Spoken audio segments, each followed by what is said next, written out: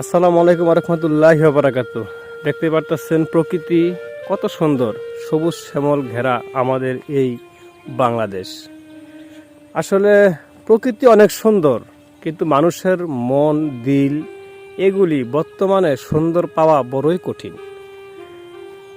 আল্লাহর সৃষ্টি সবই কিন্তু সুন্দর, ঠিক আছে। আমরা মানুষ সুন্দর, গাছ সুন্দর, পশু সুন্দর, মানে যা সৃষ্টি করছে আল্লাহ পাক সবই সুন্দর। কিন্তু এই সুন্দরের ভিতরে কিছু অসুন্দর রয়ে গেছে, এবং ওই অসুন্দরগুলি আমরা নিজেরাই তৈরি করছি।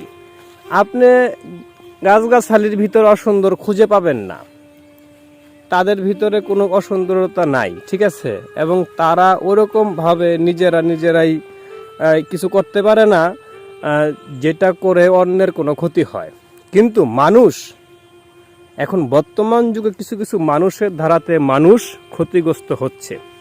তাহলে এই যে আল্লাহ পাক সৃষ্টি করলো মানুষকে এত সুন্দর করে, সবচেয়ে শ্রেষ্ঠ বানিয়ে আল্লাহ পাক মানুষকে সৃষ্টি করলো, তার ভিতরে তো কোনো অহংকার, কোনো অহংকার বলতে কোনো কিছু থাকতে পারে না, এবং তার ধারাতে অন্য কোনো মানুষের ক্ষতি হতে পারে না। কিন্তু আমরা মানুষ, সব মানুষ না, কিছু মানুষের ভিতর এরকমভাবে অহংকার ঢুকেছে, সেই অহংকার থেকে তারা এখন বেরিয়ে আসতে পারতেছে না, এবং মানুষের ধারাতে কিন্তু এখন মানুষই বর্তমানে ক্ষতিগ্রস্ত।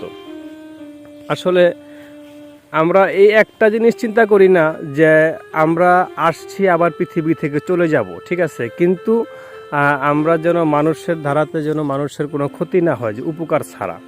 কিন্তু আমরা উপর দিয়ে দেখতে ভালো, একটা কথা আছে না, যে উপরে দেখতে ভালো, ভিতর তোমার এই যে কয়লার মতন, তো এরকম হয়েছে কথা।